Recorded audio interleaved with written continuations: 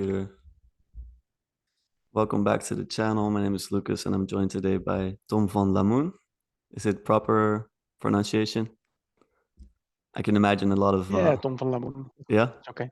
It's good. Okay, great. Mhm. I think a lot of people do it wrong in English, so luckily Tom is a fellow Yeah. Dutchman. It Mhm. helps. Um, I Tom came... Lemon, I get a lot. Tom Lemon is nice.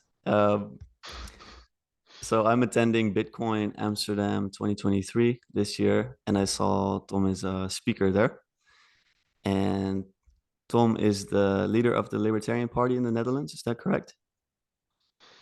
Officially still candidate. We're Candidate. having an internal vote September 9th. But yeah, it seems like I'm gonna be front runner, so Good. it's an honor. That's great. And as well, you're active in Amersfoort. Is that still ongoing? Do you do the same things at the same time, or? Yeah, it is. Yeah, I was here in the city council. I'm city council member in Amersfoort, and I was working today also in the city council.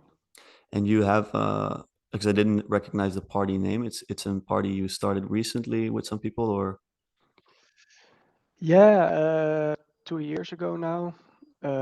Also during COVID times, more like we were not really politicians. We were more like activists. But Okay. here in local Amersfoort, we're trying to defend the city, kind Good. of. I actually I grew up in Amersfoort. At least I went to school there for Mm. for the majority of my life. So it's funny. I found out later that you're actually active in Amersfoort. So I lived there until 2 years Oh, ago, I'd nice. say. It's a lovely city, I think. So thank you for defending it. That's good. So I actually, so I saw Tom on the speakers list and I was like, where do I know this guy from? And then I recognized, I saw his name pop up in a No Agenda group chat on Telegram. And for those who don't know, No Agenda is a podcast. It's been ongoing for super long. It's led by Adam Curry and John C. Dvorak. And Adam Curry is, I guess, the person who invented podcasts. And so it was really funny to draw that connection because, especially in the Netherlands, I don't think these ideas are very popular, and I don't think that this podcast is very popular. So yeah. Yeah, I don't know. Well, Adam Curry is a famous person in the Netherlands as well. Of course, he is Dutch, and he was married to a famous Dutch. Well, she was a singer back in the day, Patricia. and Patricia Pai, yeah, Yeah. but yeah, we know him as the Podfather, right? The original podcaster, and he invented it, and now he's also really active in the Bitcoin community and setting up streaming decentralized, so artists and producers can earn their own money without being dependent on the big businesses. It's very good. Yeah. So this idea, I think, is called podcasting 2.0. And the idea is, I think Hmm. you can stream directly money to their accounts, the artists and the podcast creators. Is that correct? Yeah, it is. Yeah, and then mostly through Bitcoin and Lightning, of course, and you can support artists like per minute or whatever you want, or donating, and there's no third party involved, so there's no percentages that go to other businesses that you don't want to receive the money. Exactly. I think it's a great initiative. I think Adam has been ahead of the curve with so many things, and I really like this initiative. But I want to get back to you. I'm very interested in people's stories. Usually we go through someone's story the first time they're on the channel. So you can just tell a bit about yourself. You can start wherever you want to start, whatever you think is relevant to today. And then I'm just going to give the mic over to you. Sure, yeah. Well, there's a lot to tell in my story. I feel like growing up a bit ahead of the curve as well myself. My parents both had a medical degree from university, but they went into alternative medicine, both of them. So they kind of they got they went up against the medical establishment, as you can say, I guess, and that's made them very critical of well establishments, and so they recognized a long time ago that that's how the big businesses and governments intervene, and then how the corruption works in the established world. So that's well, so that was in the 70s and the 80s. So that's quite ahead of the curve. Also, there weren't many podcasters and everything talking about these subjects back then, of course. But they learned about central banking and these kinds of subjects after they found out how the medical establishment worked. So yeah, and me and my sister, we kind of they didn't push the information on us, of course, but we did grow up. Yeah, knowing about these kinds of stuff when we asked questions. So that's was very interesting. And then yeah, like in with 9/11 and all the other subjects, it's weird to look at the world from a different stance than most people, I guess, when you feel like you've got some inside information maybe, or it's hard to say. It's of course it's not the way you want to say it, but it feels like you're very lonely at that moment in time. And I think the last few years have been really like a revelation when you see with other subjects that you're already critical of, like the climate change agenda, or how the central planning they push over the world really.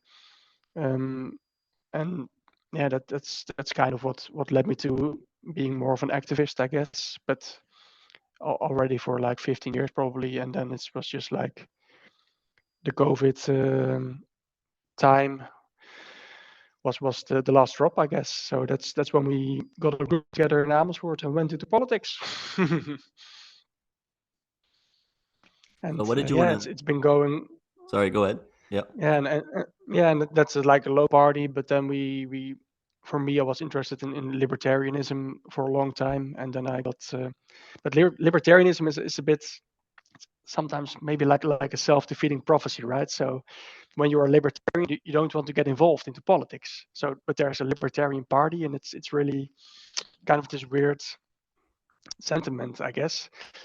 But then yeah, I really like the Libertarian Party and all the people that are inside it.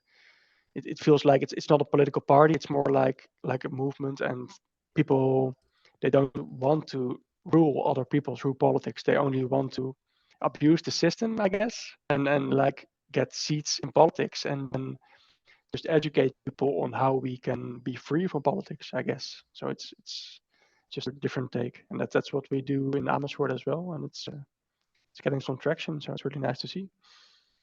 Amazing. Thank you for sharing. I Sure. I feel that especially in our country, libertarianism and ideas of liberty and freedom, they're not very prevalent, let's say.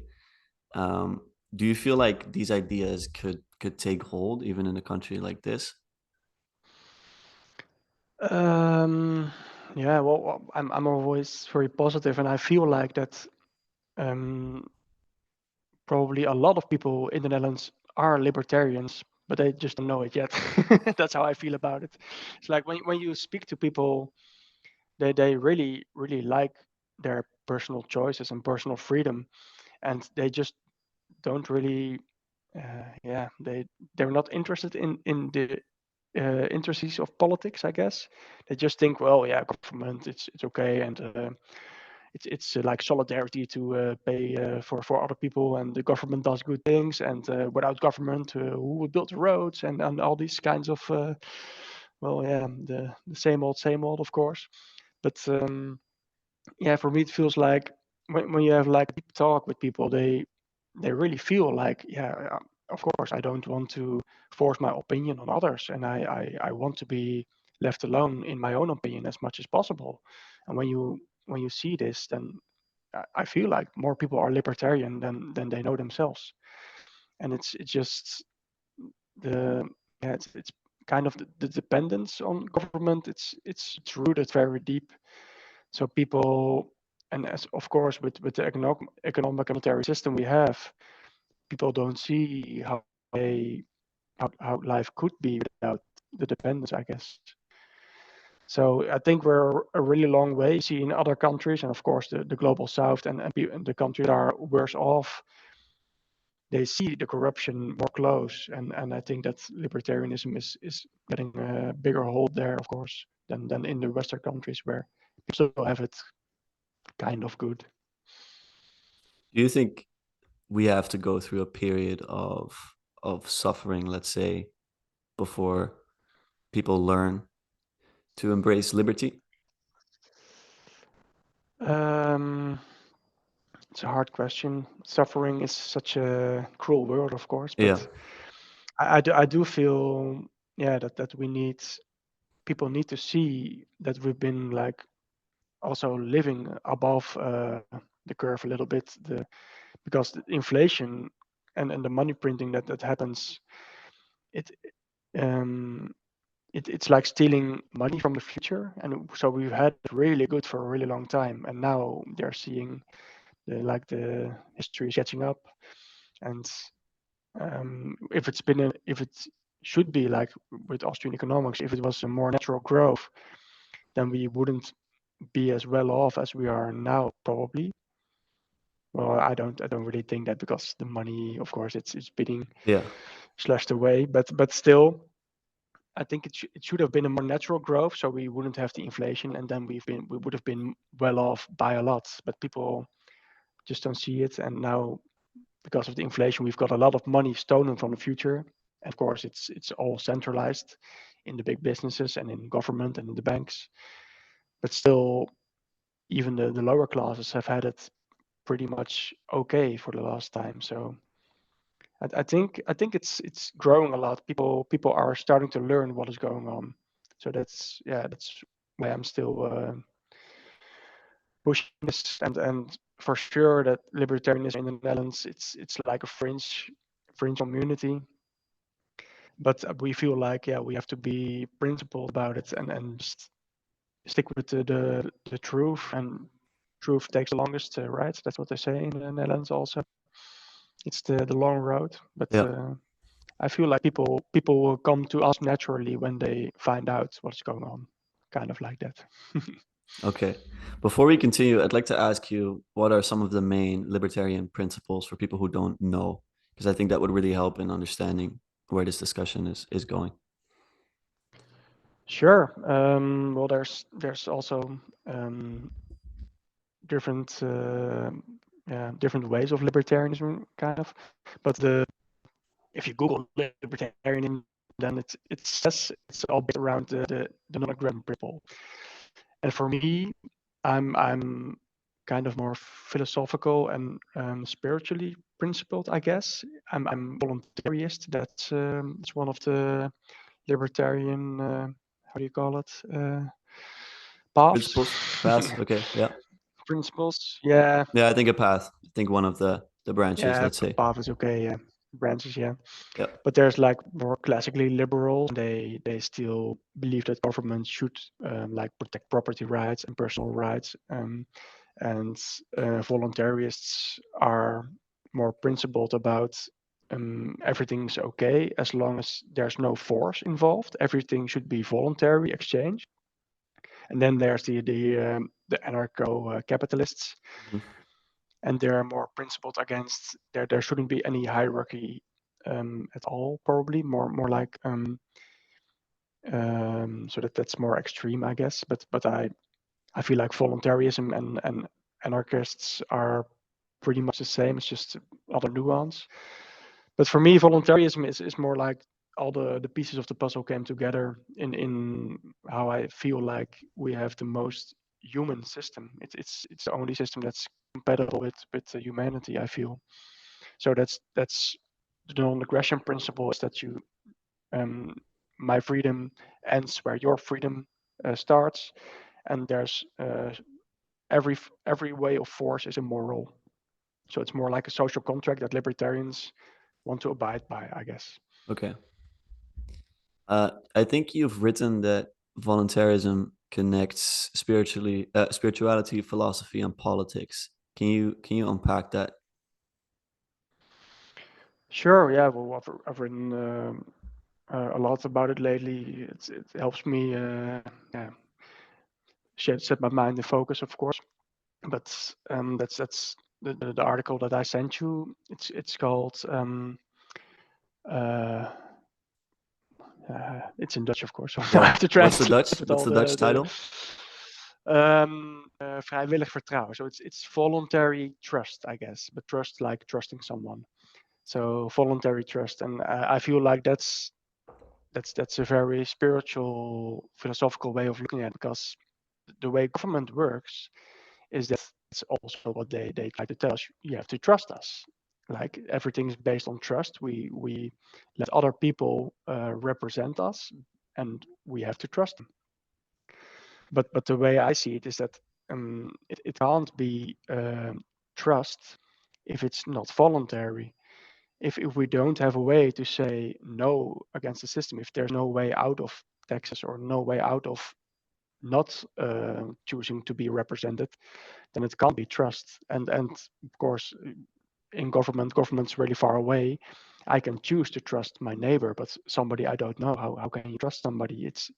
It's like, for me, it's really hard to feel that people call it trust. Trust for me is really like a spiritual thing. Trust is also like, yeah, in the article, it's all those subjects are really combined. Like libertarianism, for me, it's the opposite of dependence on government, or you want to be not dependent on anybody else. You want to be a responsible human being. And like trusting someone when you're in a personal relationship, it's like you're being voluntarily dependent on someone. You're opening yourself up to another person, and that's really like a closeness. It's a beautiful relationship you want to build by being voluntarily dependent on someone. So that's why I feel it's like it should be really spiritual, trusting somebody and being dependent on somebody. And the only way this can happen if we have a baseline where you don't have to forcibly trust somebody, and where you're not being forced to do anything anyway. Yeah, thank you. Where does Bitcoin fit into this mix, and money in general? Because I think with voluntarism, it's hard to apply this when the money is diluted, like you said. So where does Bitcoin fit into this mix for you? Yeah, well, it's kind of the same for me. The current monetary system, it's all like the fiat system, and fiat is just different. It's another word for authority, I guess. Like you have to trust the system. You have to trust that a bank holds some gold or whatever. When it was back in the day, you had the gold standard. Well, you still had to trust the bank that they had your gold when you had their money with their receipt. And now it's different. They don't even have the gold. They don't claim they have the gold. Doesn't really matter anymore. But still, you have to. The only backing of the money system now is trust, really. And just as I said, the trust isn't voluntary. So that's for me. It's like a system that's based on nothing at all, and you can't trust it. You're not allowed to not trust it, I guess. So and for me, Bitcoin changes everything when you like when you go deep down the rabbit hole into Bitcoin and you understand how Bitcoin really works, like the network and the system, and that Bitcoin kind of is the only decentralized system in the world, and the only way that you can truly have a property, like the means of your own production. You can put it into Bitcoin, and nobody can take your Bitcoin. Like if you have in Netherlands right now, there's a lot of people that are pushing, yeah, we have to stay with cash money. Digital money is no good because then they can more, and the banks, they always take your money. We have to get cash back, and cash is in your own wallet and it's yours and nobody can take it. Well, that's not true at all. If you've got like a note of $20 or 20 euros in your wallet, but the government prints his own money, then your money is taken. Like the percentage of your money is taken away. So, and the only thing that's true property, I feel like, is Bitcoin at the moment. And when you understand this, then you get a whole new baseline.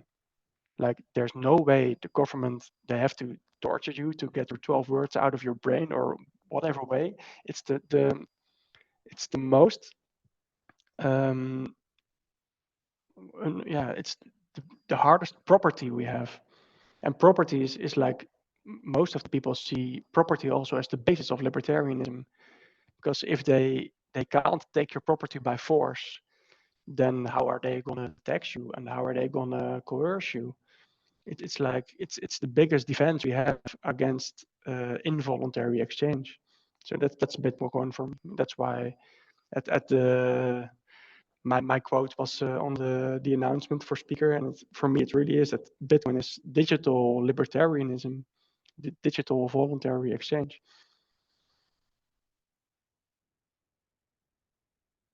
My bad, I was muted. Yeah. My bad. I think it would be more natural for me to have a property, or at least a money that you can't take from someone, and a money that doesn't lose its value. I think we've gotten so used to our money leaking, let's say. It's really like getting used to getting worse, you know? And coming from generations that have been on gold standards, I think the older people, they kind of understand. Like when I talk to my grandfather about this, he gets it like this. But people that are growing up in modern universities and get taught modern economic theories, somehow it's just a different programming, and we get completely convinced that this is the way to go and 2% inflation is great. And yeah, so I completely agree. I always just think that I just wonder about the timeline, and I wonder what would have to go wrong before it can go right, simply because, like you said before, we still have it kind of good, and people often don't really make a change if they're comfortable. So I can see this occurring, for example, more quickly in smaller countries. And I guess that brings me to my question, which is, what do you think Bitcoin is going to do to geopolitics, to basically power of different nations? Because I can imagine nations, for example, not embracing Bitcoin or not embracing this change, shooting themselves in the foot a little bit. What do you think about that? Yeah, well, I don't really think of it like I want to talk about the people inside the nations more. I don't. Of course, you've got like El Salvador now with Bukele. He's with his government. He is buying the Bitcoin bonds and he's buying Bitcoin through government. But the true way, I feel, is like totally grassroots and decentralized. When you see like in Nigeria or in other global southern the third world countries, really, you see that they are the most oppressed also by their own corrupt governments. And if you see how Bitcoin helps those people, it's beautiful, really. And that's how I feel it should go. And the more corrupt the country is, the more incentive the people have to go into Bitcoin. And that's why I feel also that for geopolitics, when we get like like we've had colonialism for a long time, and I still feel like the IMF just does the same thing. It's more like monetary colonialism. They give the third world countries their loans, but the loan, they have to use the money to pay Western companies to do the how do you call it, the help they give into the countries, like the Western, they do want to enter democracy, but they also want to build up the country. But Yeah. they're using the Western companies, and they are far more expensive than the African companies. Yeah. But the IMF gives the loan to the country, and the people of the country have to pay back the loan. But the money flows to the Western companies that are giving the help to the country. So it's just, the country is forever in debt, and because the companies, they use the country and through the central bank and through the IMF, they're giving so much money into the country that their currency debases, and it's insane. And they're stripping the country dry of all the reserves and the gold and all the metals and the precious metals that are inside the country. So I feel like still through the central banks and the IMF, we're still having colonialism, and they're just taking apart all the southern countries. And that's why I feel that Bitcoin is so beautiful, because the people that need it the most, they will use it first. And that's what you can see. The adoption is the most in the countries that need it the most, like in Nigeria, where they've already got the central bank digital currency. So I feel like it's like we've had a big money transfer from the third world to the Western countries for a really long time. And I feel like that Bitcoin is doing it in reverse, because the people who need it the most, they will adopt it first, and Yeah. those are the people in the poorer countries. So it's kind of like a natural, voluntary money transfer back to the people who need it the most. All right. Yeah, it makes a I lot feel of like sense. that's what's going to do to geopolitics. It's Yeah. going to make the world more fair again. Yeah, no, it makes sense. I think someone explained it to me being like, you're actually gonna have to work for your money, and you're not gonna benefit from playing a parasitical game. Because I do feel like in our current system, the way you make money is not necessarily providing services to people. You might as well become a politician, or you might as well get into a public-private corporation, something like this. And it Yeah, lowers, true. yeah, it can ruin morality in many ways on a larger scale. Like for me, I think for the longest time as a teenager, when I was thinking, what do I want to be? I want to make money and stuff. I want to be like a banker or something like Wall Street or something like that. And I think in a world where the money is fair and you need to let's say produce before you consume, it actually does incentivize more honest work. So I'll definitely second that, and I'm really excited to see what's going to happen. What do you Mm-hmm. think has to happen before we really see a large scale adoption? Because a lot of people speak about this term. I think it's called hyper Bitcoinization, where people really see it turning into like a domino domino effect. Do you think any of this is in the near future? Do you think it's in our lifetimes? What do you think? How long do you think this fiat system is going to last? And yeah, what are your ideas about this? Yeah, it's really hard to say. I feel like it's unpredictable. I feel like it could happen at any moment, and like what you see with the BRICS countries and the dollar, like if and also in the global south, you see with there's a lot of countries now trying to break free from France and from America, and there's a lot happening at the same time, I feel. And in the background, you can see that people are trying to, the countries are trying to get um, rid of their dependence on the IMF. Really, that's what I feel is like happening. So there's a big kind of decentralized revolution happening, and I'm not really. A lot of economists they think that BRICS is gonna destroy the dollar. I feel like it will actually, because so many trade is happening in the dollar. There's so many dollars around the world, everywhere. So if whole countries stop using the dollar, then it's like hyperinflating the dollar. It could happen in a really short time, because it's like a domino effect for sure. If like China stops using the dollar altogether, and then other countries, then everybody will stop using the dollar because they want to get out, of course. So it's really like a domino. It can happen really fast. But then I'm not really. I don't see like the BRICS money, the new money system they want to build up with also gold backing or some other backing. I don't really see that as a better way, maybe, or that's gonna work. We can see it here in Europe with the euro, and there's like these countries that it's such a different demographic trying to have stick inside one monetary system, and it just doesn't work. So I feel like if you've got Iran and Brazil and China and Russia and all those countries with such a different demographic and different culture, it will never work. But and also, yeah, like when you're a libertarian and you've studied Bitcoin, then you see like a gold backing system. It's just a different kind of fiat. It's maybe slightly less dependent, but you're still dependent on the people that make the rules Yeah. of the gold backing, and you're still dependent on the people that have to audit their own gold reserves and everything like that. So you just don't want to be dependent. So why would you have gold backing? We don't want to go back to that now. We've got Bitcoin. But I feel like, yes, what I'm saying, it could happen really fast, but still, I hope it yeah, it's when it goes really fast, it's gonna be really, really crushing for the world, of course, the Western world.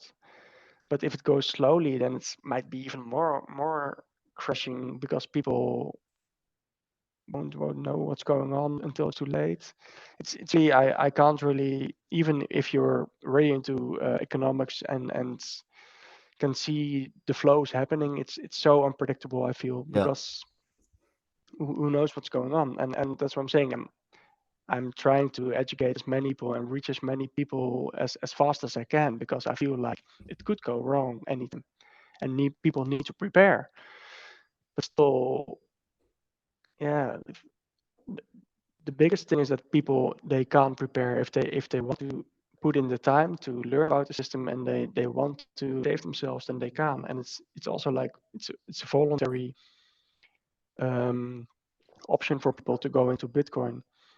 And I feel like, yeah, I'm into politics now, so we have to think about the current system. How do we get out of the current system? Because we're in a lot of debt, countries in a lot of debt, and the best way probably is to say that the country is bankrupt and don't pay debt off, because we didn't create the debt. The country created the debt without our consent. But still, that's probably not an option as well, because when we go bankrupt, then our bonds will crash and the banks will crash and the people still suffer. So there's no clean way out of it, really. So maybe the best way is to go to hyperinflation and to just inflate away our debt, and then we can start new with Bitcoin. That's what I'm saying. It's for me, it's really hard to predict anything. Yeah. Okay. Yeah, I've heard different opinions about this from like the Bitcoin pros. Some people really think that things are gonna have to burn down, and others are much more optimistic, and they think we can have some sort of, they describe it as a soft landing. Like you say, the ship is sinking, but you have these lifeboats, these life rafts with BTC on them that people can go into. Yeah. Um, but yeah, like you say, things are so hard to predict, and I think we can just best focus on Hmm. things that we know work. Money that we know Sure. keeps its value. Yeah. Yeah, absolutely. Well, and one thing is for sure. I don't.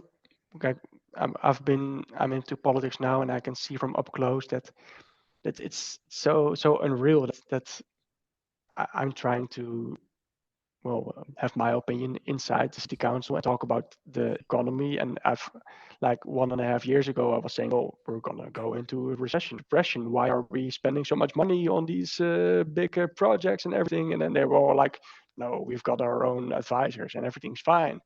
And now we're officially in a recession, of course, and it's just it's out of my head that they couldn't even see it coming. Yeah, But that's politics. Everything is built on trust, and as long as they can keep the people trusting in the system, then it's all fine. Like, it's like the meme, the dog sitting in the burning house, and everything's fine, nothing's going everything's on, fine. it's all okay. That's how it feels sitting in the city council at the moment. Yeah, But still, it's I feel like there it's gonna be like, how you call it, a soft landing. I don't think it's soft landing really. It's just more like it's a prolonged landing. It's a prolonged crash of the system. Because you can see now the central banks, they've upped the percentages really fast, but now there's still high inflation. So, and the banks are already crashing. The companies are going bankrupt in the whole of the Netherlands. We're officially in a recession. So the only thing they can do really is put on the money printer again, and that's what's going to happen in the next year, I guess. And then we'll see inflation go sky high again, and that's what I'm feeling. It's going to happen, and then that's the start probably, that they can't control inflation anymore, and then we'll go slowly to hyperinflation, and That's when I think that hyper Bitcoinization might happen. Okay. Outside of buying Bitcoin, what do you think people could do in these times? People that are listening, what do you recommend? Because I mean, these are unprecedented things that are happening, things that maybe aren't even conceivable to most. Maybe still people hear this and they're like, I can't really wrap my head around this thing that it's always been fine to not be fine. What do you think people could do? Yeah, well, also in the Libertarian Party, we've got this big movement of people that are, it's called agorism. Agorism is like you don't want to be dependent on anything. You can just some people really go far and they live like off grid into the woods. But that's we give courses and we learn people how to set up their own food garden and how to live off grid with your own energy supply and everything. And I feel like investing in Bitcoin is one thing, but you have to invest in yourself really, in your skill set, in knowing how to, well, it's not really surviving, but knowing how to get by in this world when not everything will be available as it used to be, maybe. Yeah. I think because we're so specialized, let's say, we are so bad at surviving on our own nowadays. Yeah, I mean, even navigation we sure. can't really do. And so I think And for, yeah, go ahead. no, yeah, sorry. When you give me the mic, I'm just going out. But I feel like even now, like somebody who's really learned skills in his like a carpenter or somebody who can really fix things, and it's the society just looks down on those people. They're like um, the low school people, and Yeah. the only people that are really looked up to are like the university people who've learned the Keynesian economics and stuff like this, and then the one who run investment funds, which is like freaking pyramid scheme, and those are the people that make the big bucks, and everybody looks up to them. And I feel like when the system is coming crashing down, that those people will be they won't be getting by. They can't. They've got their fiat currency that's inflated. Maybe some of them will have Bitcoin if they're lucky, but the people who will really survive are the people that have really physical skills. And that's I've been traveling a lot also, and like in third world countries, I don't really think that they will get as bad as the Western world, really, because they've already lived in oppression for such a long time. You can see them when you go like out of the cities and more in the countryside. There's whole towns come together in the town square and having their harvest together and cooking dinner together, and they're really tight knit communities and they survive together. So when the fiat system goes bankrupt, they will survive. They've got their harvest, their crops, and they will survive. But here in the Netherlands, they've got the investment bankers. They can't go to the supermarket anymore. What's going to happen? Yeah. Do you think we'll go to a world of more smaller communities? Because I've seen this thesis before, people saying that because of the decentralization, we'll see more smaller states. Um, so first, the smaller communities, and do you also think that states are actually gonna, let's say, break off from within within themselves, like Belgium, for example, examples like that? Yeah, Yeah, I'm not sure. Well, in Netherlands, it's really hard to see it happening because Netherlands is like one of the most populated countries in the world. There's like when you drive for 10 minutes, there's another big city, and yeah, everybody just lives in their apartments, buildings. But yeah, I feel like the most natural way is people just cutting off from the big cities and living in communities. That's how it should be, like living in a community with like-minded people who who want to have the same opinions about everything. That's how you can build a community. And if you have a different opinion, then you can that's what they call like vote with your feet or something. You can just move to a different community where you want to live with like-minded people. That's how it should be in a voluntary world. But now it's just people living in a city and they just want to lobby into politics to get their neighbor to do what they want. So that's like inhumane in my opinion. So I feel like when the control system is breaking down, then it will go naturally into a more humane system where people just they will live in communities with like-minded people. That's how I see it. Yes.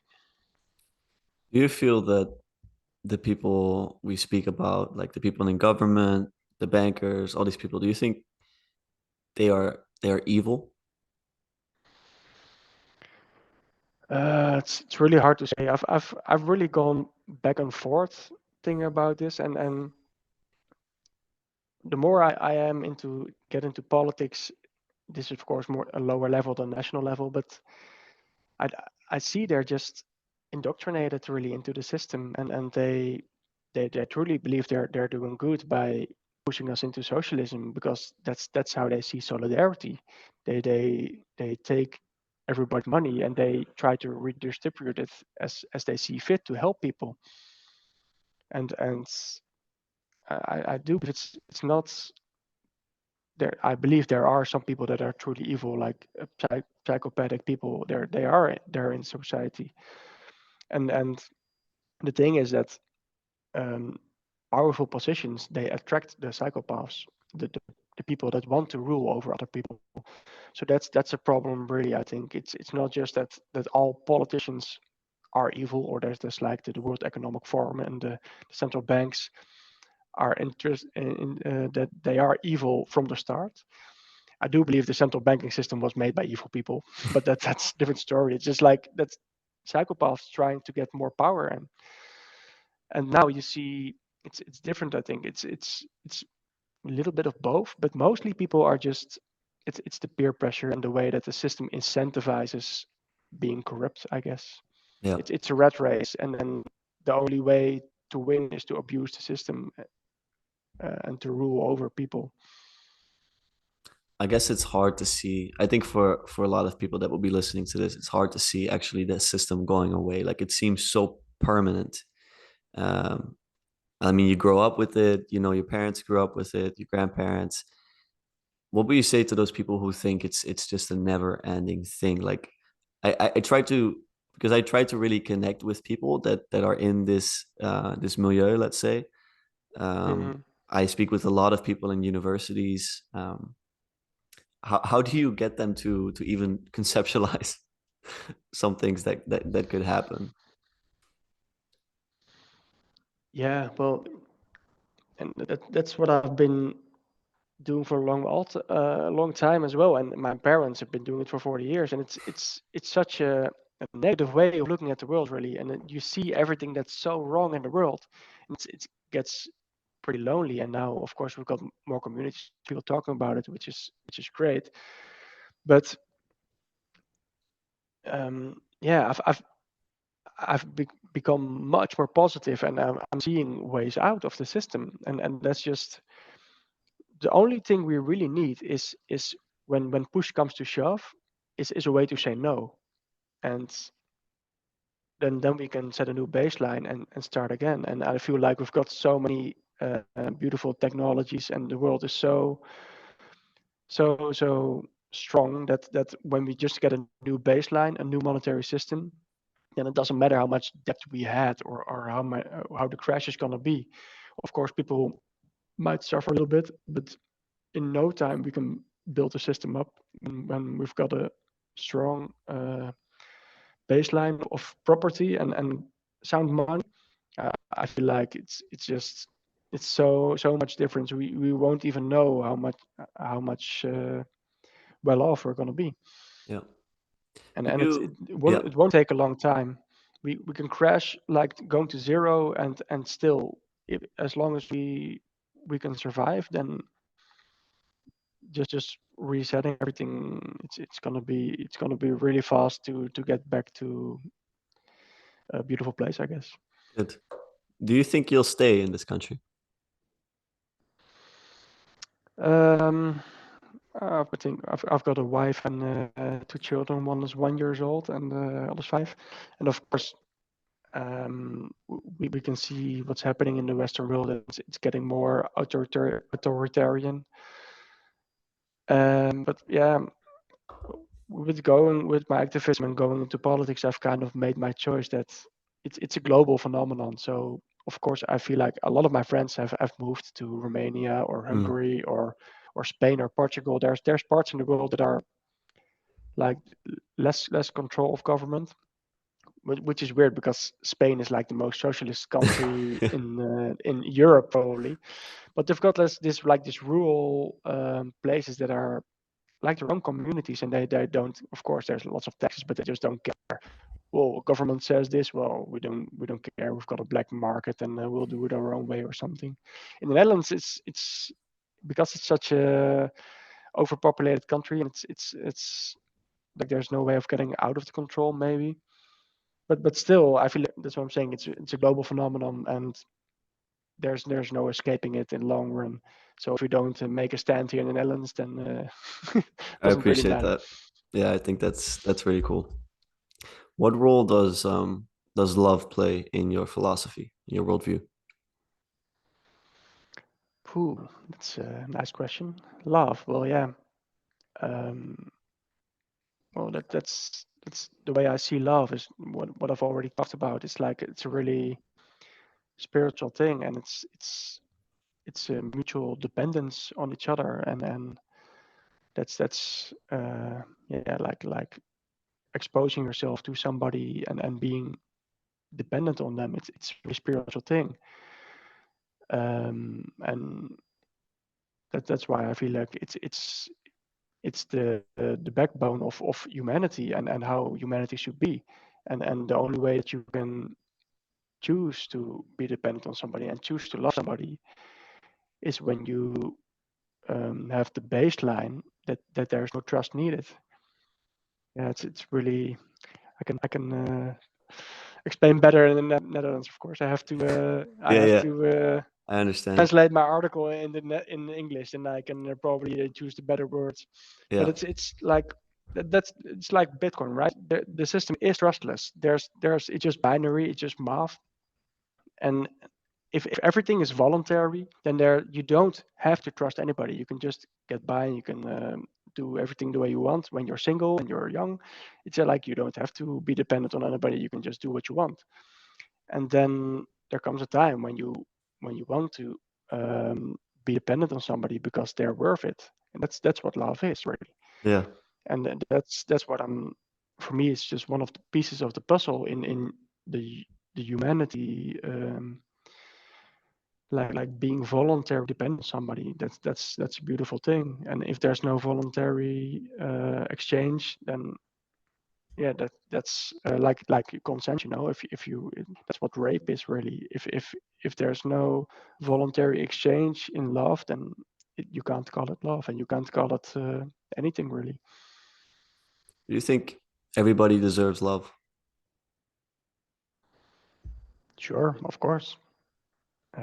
It's an easy answer, but still, I think everybody deserves morality, and morality is like, for me, the purest morality is voluntarism. Like everybody deserves not to be coerced into anything, and just um, live as free as possible, and just um, choose the way we want to live. Yeah. And that's the only way to do this is by voluntary exchange.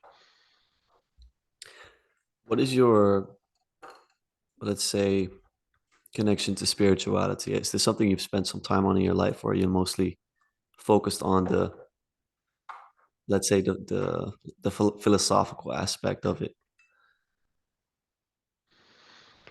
Yeah, well, I've not been brought up religiously, and I don't see it like religion as well. That's why I use the word spiritual more, because for me it's more like a philosophy, and like a psychological thinking in how I want to live in a moral world, and how I see ethics. And for me, it's like yeah, when you think about humanity and what is the most ethic way to live, it's just that you can't coerce anybody else.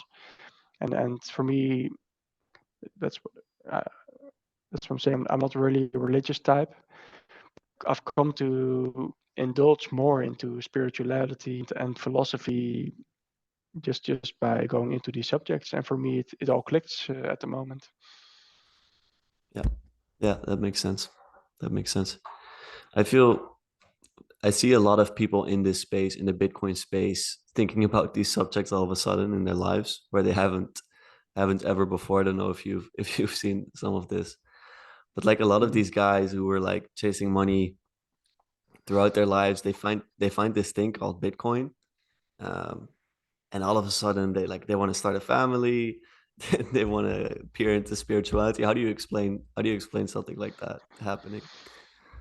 Yeah. Well, for me, Bitcoin was an epiphany as well, and for sure, when you listen to a lot of Bitcoin podcasts, they're not really about Bitcoin anymore. When you like listen to or Breedlove or people like that, they just want to have more like deep spiritual conversations about these subjects and what's like to be human really. And that's what I feel Bitcoin does, because it's just, of course, Bitcoin is just a binary system, and it could be a money system, it could be a weapon, it could be anything, the way you can think about it, and people have different perspectives. But what for sure, it's really a philosophical thing, because it's the impact it can have on the way the world works and the way human interaction works is I feel it's astounding that what it could be. And that's why it really inspires people, I think, to be more philosophical and to go down these rabbit holes and just go let your mind be free and Yeah, just go talk about it and have conversations about it. And it's really fun to see as well. Yeah. yeah. You mentioned Breedlove, someone I listen to a lot. His show is called the What Is Mm. Money Show, and I always love hearing people's answers. So I'll ask you the question: What is money? Oh yeah. Oh yeah. And Robert Breedlove, he just, well, it's been a while again, but he did one episode where when he is like the recaps, right? He Yeah, asks yeah, his invitees as well, and then now he's got the recap of like 100 people saying what is money in a row. Yeah. Well, yeah. Of course, I've listened to Breedlove as well, and my answer will be in line in how he feels like it is. Like for me, it's money is a dirty word, but the thing it is for me it's human energy really. Like money, people come to think of money as the fruit of your own labor, and that's what it really is. But then the only way to have the true fruits of your own labor is when nobody can take it away forcefully. So for me, well, money should be the pure human energy, and I think that's what Bitcoin is really. yeah, yeah. So funny thing about this show is that he comes to, I don't know if it's a conclusion, but he basically states that Bitcoin is kind of the perfect form of money. Do you agree with this statement?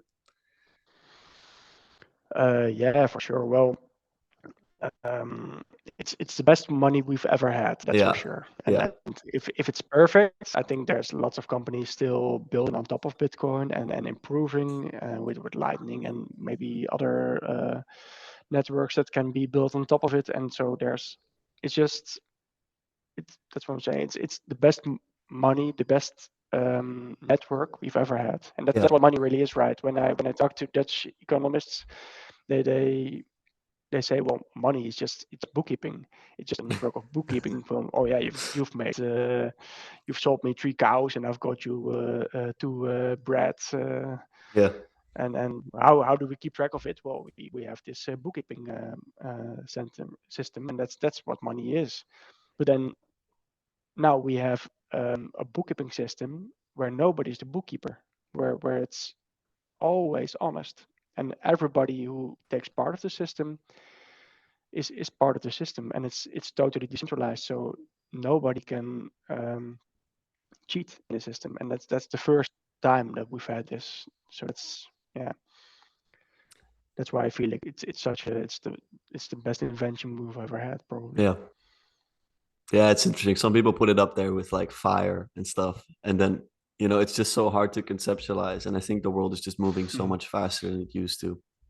Like you invent gold, then you have this super long timeline before you get the adoption. But right now with the technology, I think things just go like 1,000 times faster.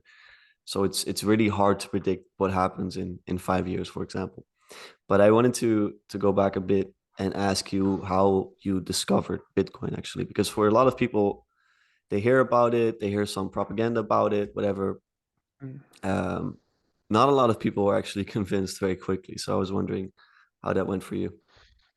Yeah, for me, same really, because well, I've been brought up with like the central banking system and the corruption and how everything works really. So I've known for a long time.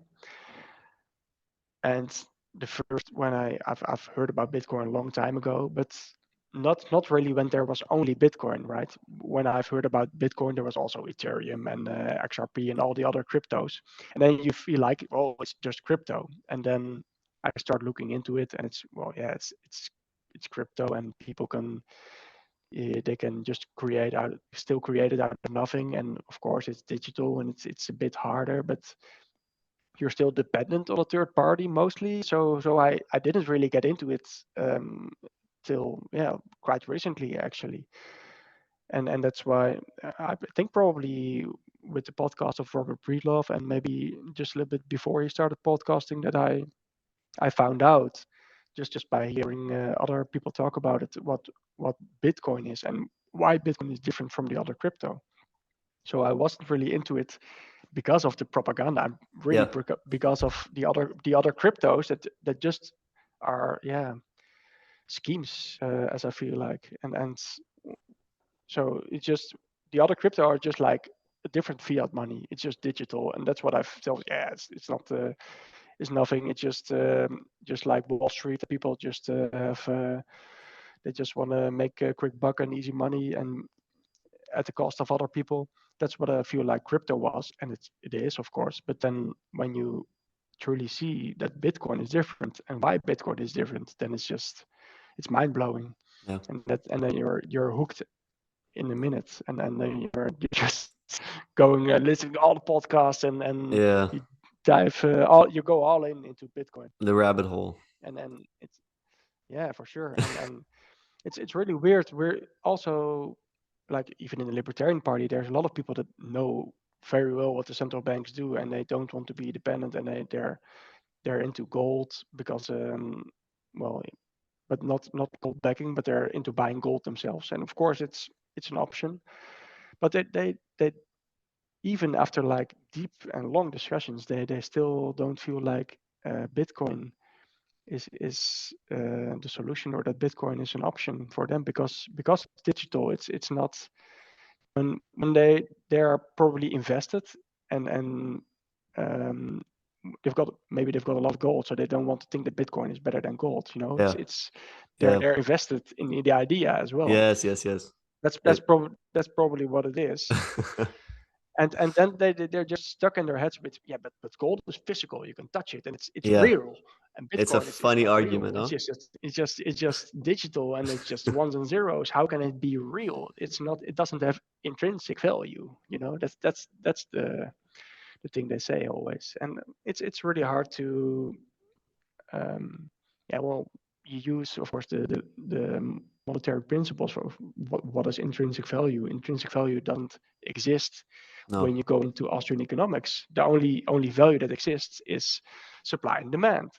So how, and there is demand for Bitcoin. Look at Nigeria. You know, Yeah.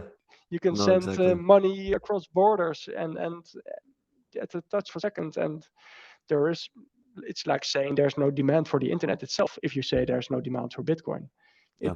If it doesn't have intrinsic value. So it's really weird that some people, they need a little bit more time, I guess, or I think but some people will never get it simply because I think also with the age, like if you're a 56-year-old person and you've had some ideas that you've had for 40 years, to get a change in your thinking, that takes a lot of mm, humility, let's say, and most people just don't have that. I feel the same with people that are stuck in this Keynesian thinking, for example.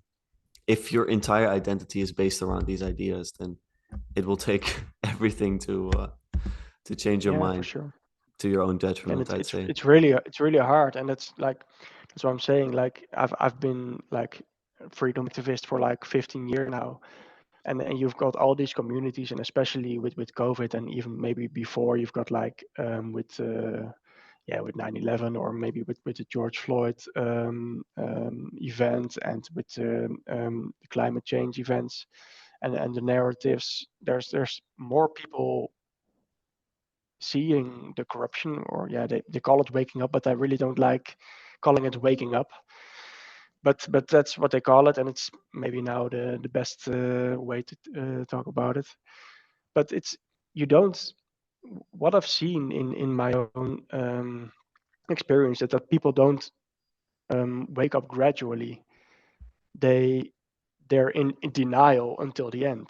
Like there's no gradual way for them to see, oh, maybe it's interesting, I'll look into it. And yeah, of course, if it's a close friend, then they'll indulge you, and they'll listen to you, and then they might get interested in it if you can have a nice friendly conversation. But they have to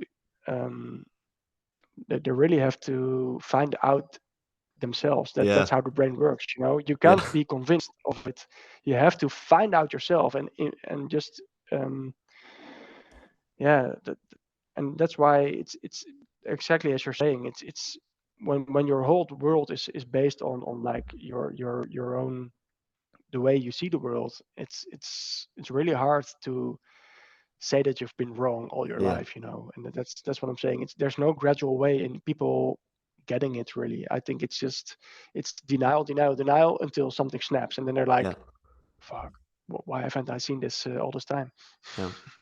Do you ever poke holes into your own worldview, your own ideas? Do you ever think like, oh, maybe something is wrong here, or are you pretty steady in what you believe? Well, I do like to think that, of course, it's really it's like saying you're perfect yourself. Of course, I'm biased. Every human is really biased, and but I think it's when you've got this experience, when just as like I'm saying, when I've not been into Bitcoin for very long, because I saw that, I thought it was just crypto, like everything else. When you've got like these epiphanies, and your own opinion changes by so much, and it's really, then you start thinking, well, maybe what else is different from the way that I've seen it all my life, and it really does make you more open-minded, I think.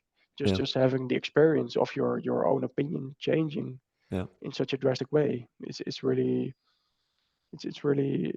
a good lesson, I think. Yeah. What have you changed your mind most on in the last, let's say, 5 years? Does anything come to mind for you? Well, in the last 5 years, it's Bitcoin. Yeah, I that's wasn't into Bitcoin yeah. 5 years ago, I guess.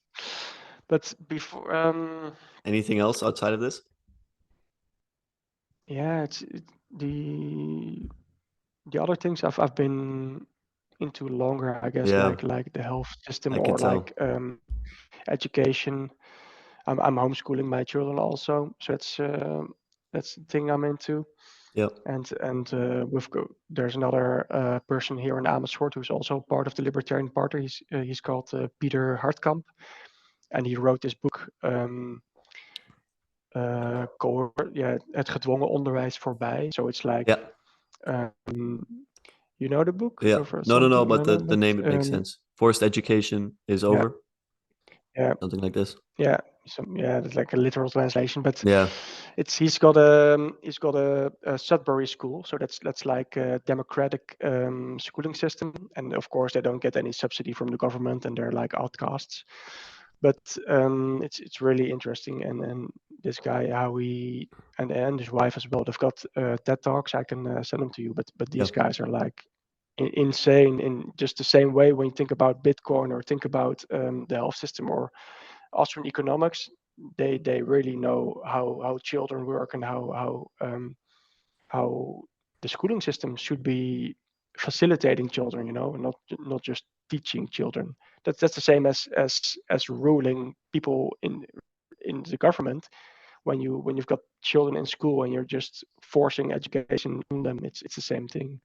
So yeah, I've I think because I'm homeschooling my own children now, and they're still young. I'm homeschooling. One is 1 year old, but so Yeah. he doesn't go, doesn't get any education yet. I think that's what I'm. It's for me because I'm taking responsibility for my child. That's more like you're being forced into educating yourself more how to educate your children. So I think I've been busy most with that subject the last few years, I guess. Do you feel that coercion is something you can apply to raising children, like having clear rules? Because I've often heard people in this space be like, you can't do that with people that are adults, for example. But sometimes they'll be like, yeah, but maybe in the household there's room for that, for clear rules for things that you absolutely cannot do and stuff like this. How do you feel about that?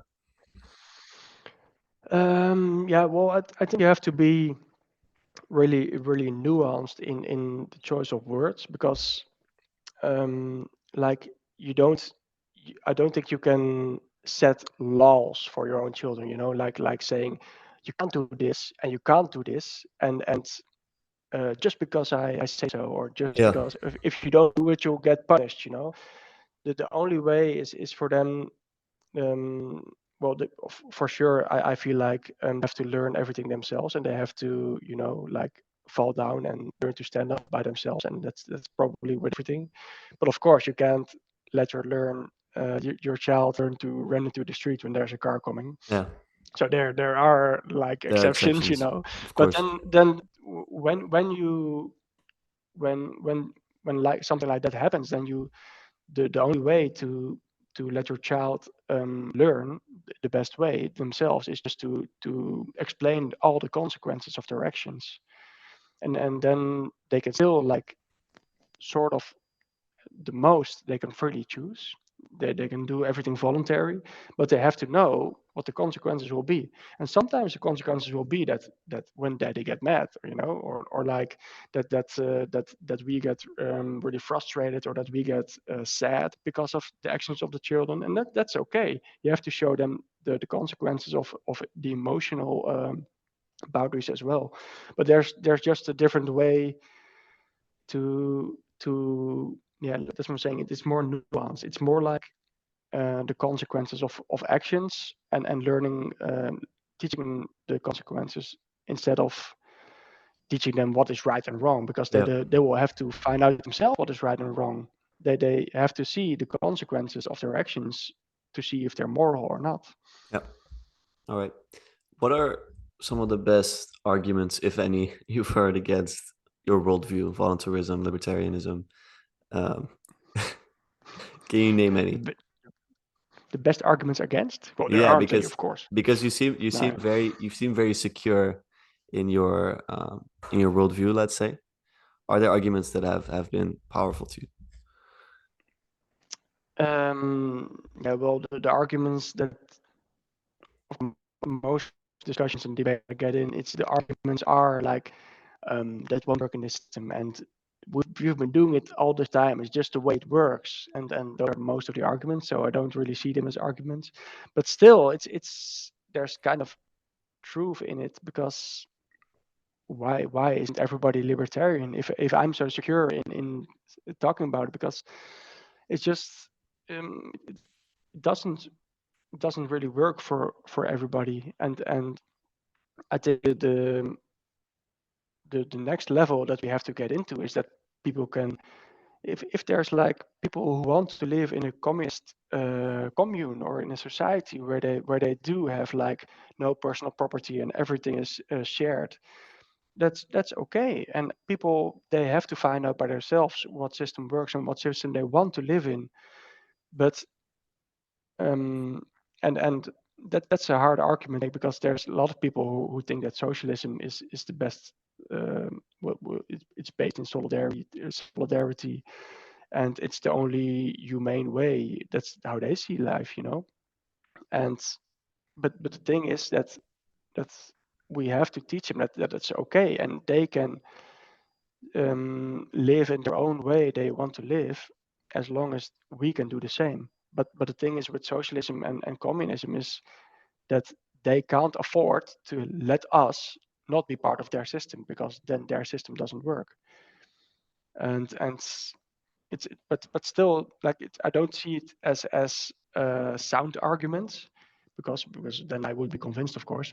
I don't think there's, of course, I'm very secure and I'm convinced of my own worldview. I think most people are, but I do think that there are good arguments that people just are like afraid to take responsibility for their own life.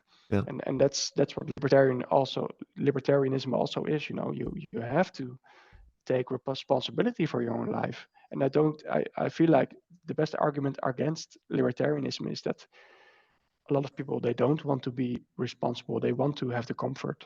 Yeah. Yeah, I hear you. I hear you. What are some of the people that have inspired you most? Maybe some thinkers, maybe it's more modern educators, podcasters. Who would you say have been most influential on you? Yeah, well, we've already mentioned Robert Breedlove. I just love listening to this guy. Just voice is hypnotizing as well. Just really slow voice, and he's got a deep voice, and he takes the time to explain everything and his train of thought. So and it's just beautifully philosophical every time. So I really like him, and he's the one who really inspired me to get more into Bitcoin, I guess. And yeah, the other guys are more like the libertarian thinkers. Hmm. I think I like John Stuart Mills Yeah. a lot. It's a name I don't hear um, a lot. Most of say, yeah, like Hayek or Mises, or the most famous libertarians, of course, or like the old American settlers, or John Locke, or some people like that. Yeah. But I like the way John Stuart Mills just focused on um, how do you call it, like uh, yeah, now I'm lost in the English All good. translations again. All good. It's What would it schade. be in How Dutch? do you Sorry? call it? Yeah, schade. Als it's Damage? damage. Yeah, it's not really the right word, but that's maybe okay for now. Like the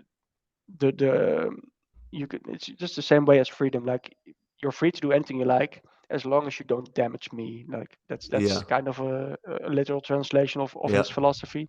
And everything is based on the damage. Like, um I can do what I want, and you can just be emotional about my opinion, or you can be anything, as long as I don't damage you. Then it's not your right to damage me because of my opinion. And everything is based around the damage part. And that's what I really like about his philosophy, and it really works for the political system as well. Like how do you explain laws and like policing everything, because like in the voluntary society, maybe you won't even need police, but that's also pretty hard for the Netherlands, because yeah, then you go into, like, in America, you're allowed to have guns and weapons, and in the Netherlands you're not. So if you take away all the police just at one time, I think it will be chaos, and people will just start voting for communism again, just to be secure. So it's really really hard as well. So that's why I'm saying, like, John Stuart Mills has helped me see the way that we can at least make the justice system more about libertarianism, I guess. Yeah. And then just don't focus on any there, like, anything you do that doesn't damage anybody else, it's not criminal. And that's like a really good transition to have in the justice system, I think, into a more voluntary world. Absolutely. While you were speaking, I was thinking actually about something you said about gun laws. Because like you say, no one has guns here. And I Mhm. really understand the American argument for gun ownership. Like I really get it, and I see how it goes wrong as well in states where they ban guns, and then it just centralizes into the hands of very few. Um, let's say oftentimes it's gang leaders and stuff like that. How do you feel about in this country? What do you think pertaining gun laws should be the right move? Yeah, well, it's really hard, and I think in the Netherlands it's yeah, I can't see. Well, yeah, I'm really principled in the libertarian way, of Yeah, course. So the only way I see is like, yeah, when you outlaw guns, then only the outlaws will have guns. That's just the base rule, you know. And laws are only for the people that abide by the laws. So that's the same thing with guns, you know. So all the criminals have guns, and all the people who are more moral, they won't have guns. So that's just the way that laws work, and that's just wrong in my opinion. But still, of course, I'm totally against violence, and I'm more like a pacifist myself, and I don't see that I want to be in a society where everybody needs guns. That's the way I feel about it. yeah, So I think, and of course, like what I'm saying with education, guns are not safe, and guns are like an objective tool, and only people are um, the ones who yeah. kill people. I hear you. Guns don't kill people. No, That's also a standard argument, of course, but still, guns do make it easier to kill people, and when exactly. you wouldn't have a gun into a child's hands, you know. So No, it's still I'm not as extreme as the Americans, like yeah, Second Amendment and don't take our rights. I wouldn't. I'm saying it's not a job of government to outlaw guns, but I do feel like there will be a need a transition where, and that's what we've felt like in the Libertarian Party as well, when we're like making the stances on the subjects. We've had a really long discussion about this subject, and we feel like there might be a transition where we see like the military or the police giving courses to people voluntarily who want to have guns, and that they get training in how to use weapons and yeah, how to keep them safe in locked boxes and everything. There will need to be a transition where people who want to defend themselves, that the government won't tell them that they can't defend themselves. But it's still it's really hard, I think, to you just can't go to from 0 to 100 in a minute, like no, give exactly. everybody guns and everything will be fine, you know. Yeah, That's in the countries where guns are allowed, it's just a different culture.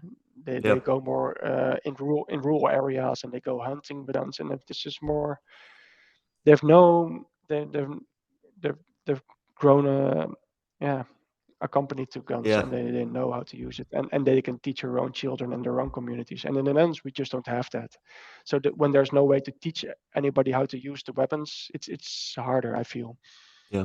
No, I agree with you. I think people don't really understand, I think, listening from other countries, how safe this country is. For me and my girlfriend, she's not from here, and for her, the biggest reason to come here was the safety here. Part of that is also knowing that across the street, people don't have guns. Um, so even though principally I really understand the argument, especially from the Americans, like I really understand, there is definitely a piece to knowing that very likely you will not encounter any guns except maybe on a policeman. And yes, I do Hmm. agree. Like the only people having the guns being the government is not the greatest thing, but still, it's like you know. So I think Hmm.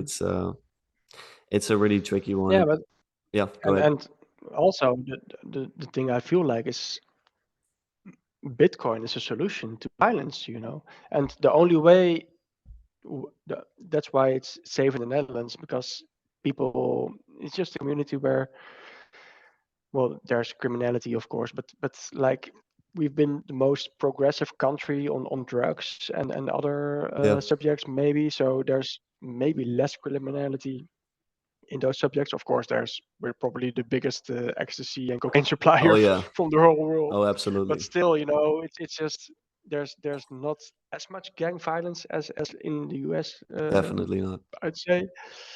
So indeed, there's more like our culture doesn't need the weapons as much, I feel.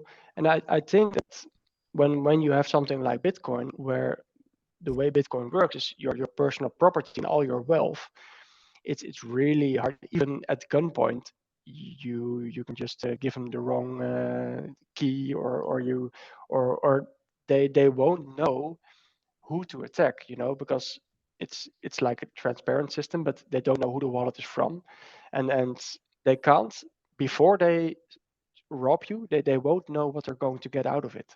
So that's really there's not much incentive to be a criminal in that system. So that's what I feel like. For every country it will be different, but for the Netherlands it will be like, well, when we're going to a Bitcoin standard, it's there's not as much incentive, and the incentive for criminality will go down. So maybe we will just go more naturally into a way that we've never had guns and we won't need them. And other countries like USA or Austria or other countries that have more guns, they will be more like, well, we there's not much criminality anymore, and we don't need the guns as much, and they can be phased out or something. I think it will be different for everybody, every country. Yep. I often hear Bitcoiners say that fix the money, fix the world, and Bitcoin fixes this and stuff like this. Do you think there are things that Bitcoin just doesn't fix that we have to find different solutions to? And I'm even talking about indirect things. Like, of course, when people hear like fix the money, fix the world, like, of course that doesn't work. But the idea basically from the Bitcoiners is once you fix the money, everything downstream from that will go better. Are there things that just don't, that are not, it doesn't apply to? I truly don't think there is. I've been, that's what I'm saying. I've been going down a lot of rabbit holes, and like with every subject, and the way I've been talking about right now, like I think Bitcoin enforces the system to be more humane, and just increase the incentive to be more humane, and just based on morality and what humanity should be. So yeah, what doesn't it fix when everybody can be in a more humane system? I truly believe it fixes everything. Maybe of course some things more direct and some things more indirect, but the way I see it, like in a spiritual and philosophical way, it changes humans into being more responsible people when they become more voluntary, and they are kind of being forced to take more responsibility. But that's how you become more responsible. Like with education with your children, you have to learn yourself. That's with adults the same way. The only way you can be more responsible is to kind of being it's forced on you that you have to take responsibility for your own actions. So if Bitcoin kind of lets us flow into this system, then I do truly feel it fixes mostly everything. Okay. But that's just because it will make human morality better, Yeah. and I don't feel like anything that it wouldn't fix. Okay. I want to run through a hypothetical situation with you. And it goes as follows. Mm. How would you look at the world right now if Bitcoin wasn't invented?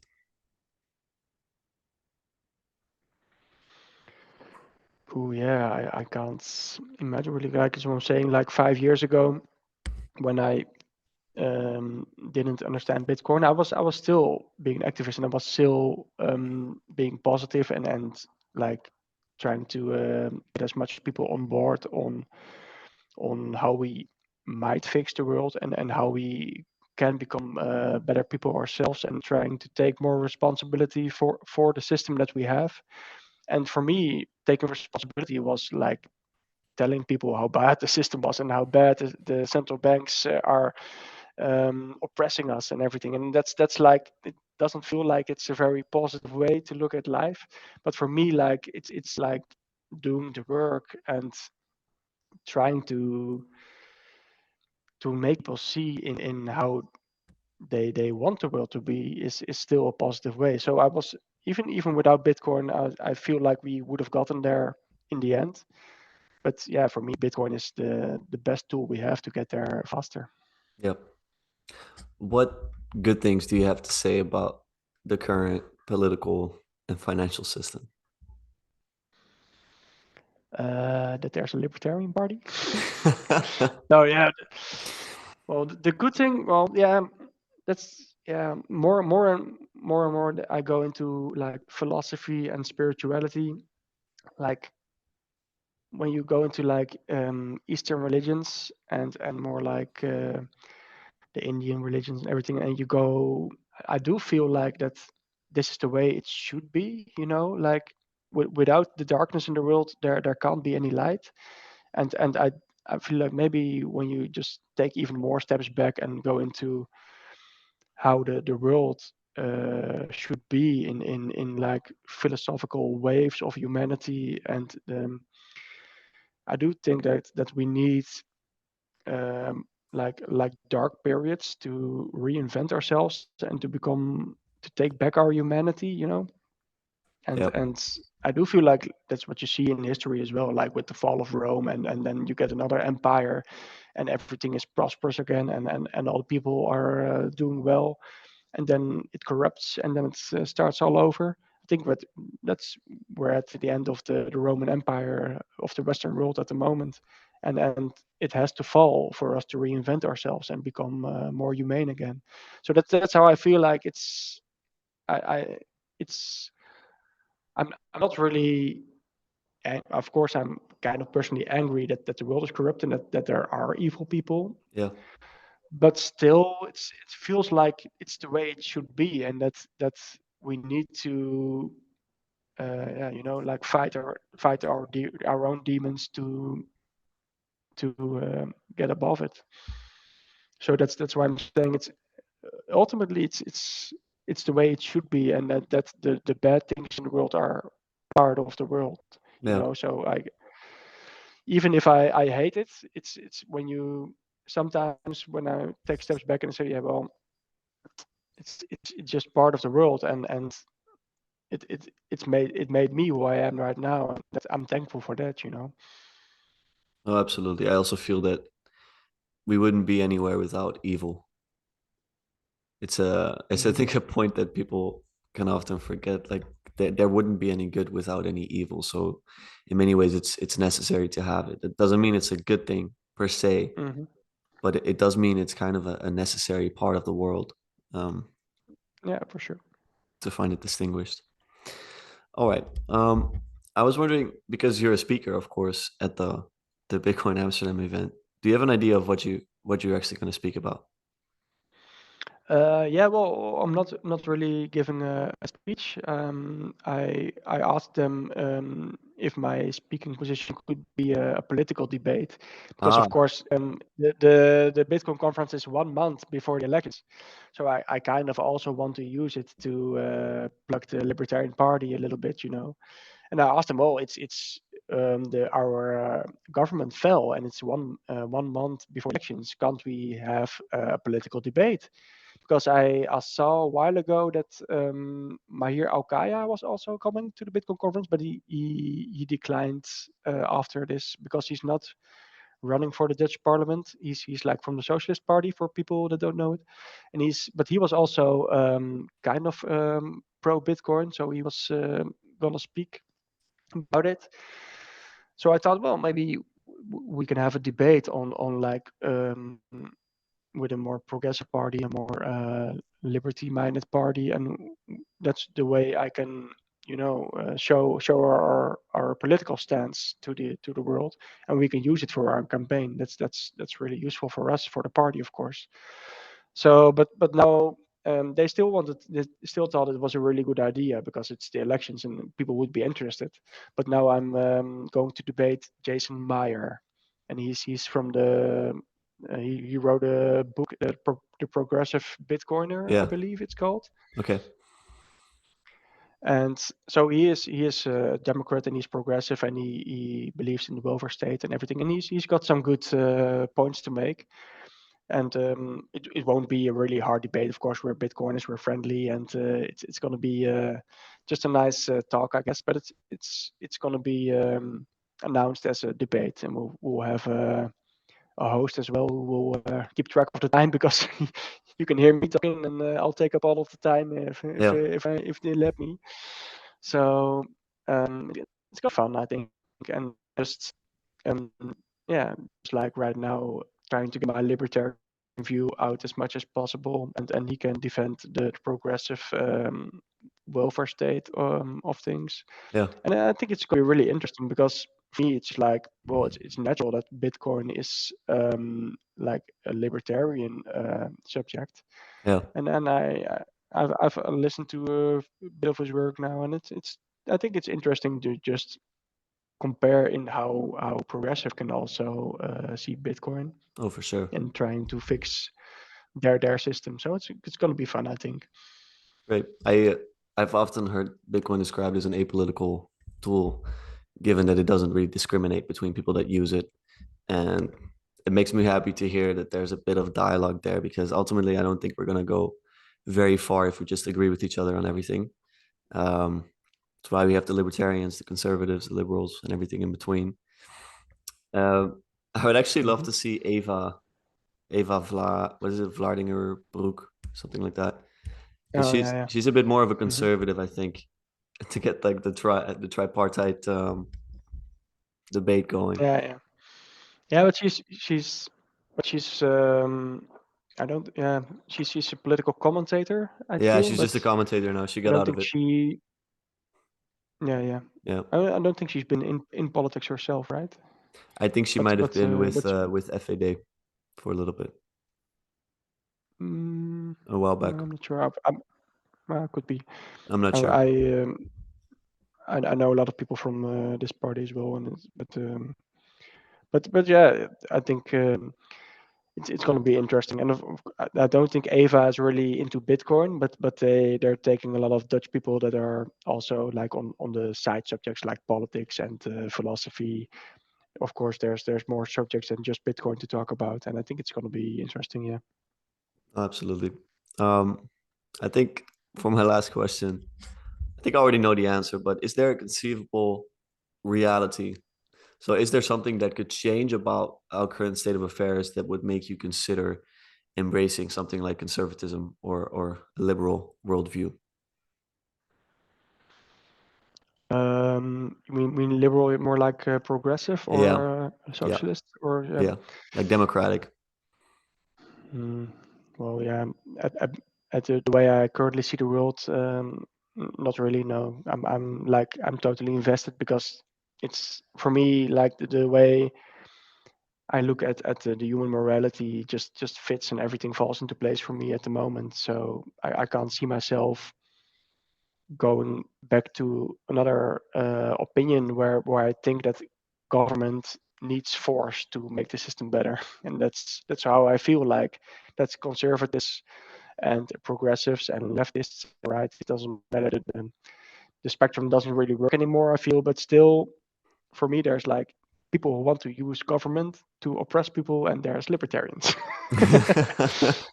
It's a bit hard, of course, because I know that other people they mean well, but for me, yeah, like some conservatives are little bit like classically liberal and a little bit like libertarians, but they say, well, there's a line we can't cross, and we still have to have the military, and of course, a lot of things are up for debate.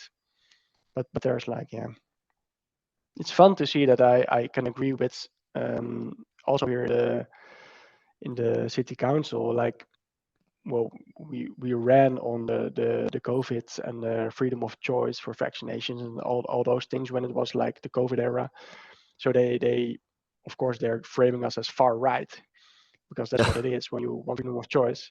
But it's really fun to see that when they got to know me that I agree with a lot of the socialist parties as well. And the guy from the Socialist Party is like my best mate here in the city council, and we agree That's on good.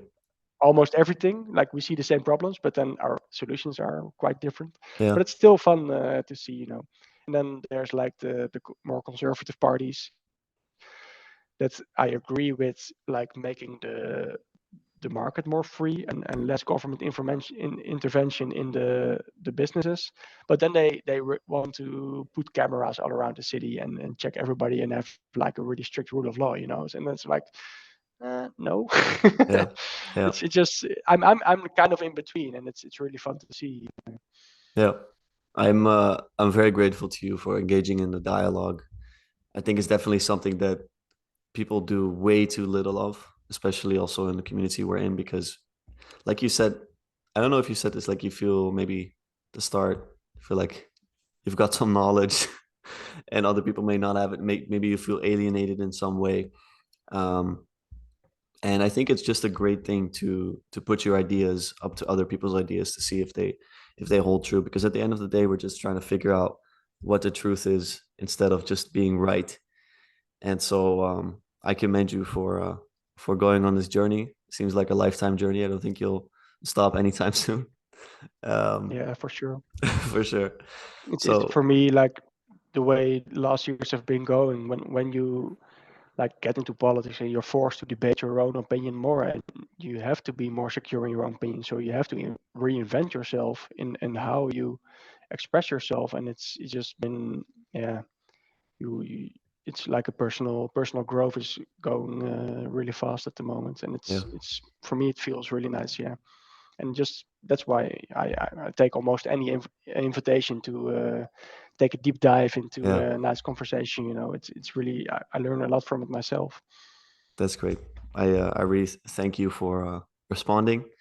Thank you for coming on. I'll be sure to be there at the debate, see how it goes. Hope to see you guys have some Sure, fun. And yeah, I think I'll see you then. Thank you so much for your time today. sure. Yeah, All for you the right. same. Thanks for the invitation, and I'll see you at the conference. Thank you, sir. Have a good night. Sure. Bye bye.